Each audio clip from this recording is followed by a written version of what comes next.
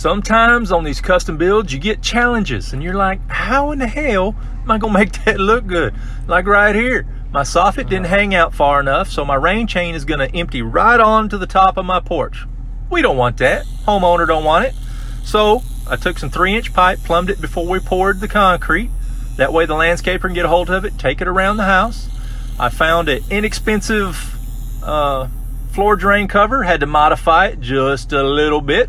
Drilled a couple holes in it, painted it, cut my chain to length. Look at that, man, it fits perfect in there. Piece I cut off, I crimped on the end, and man, I got a pretty smooth ass looking rain chain anchor. I've never seen one before. They may have them, I don't know. I didn't look. I just figured something out and made my own. But you just got to do that sometimes.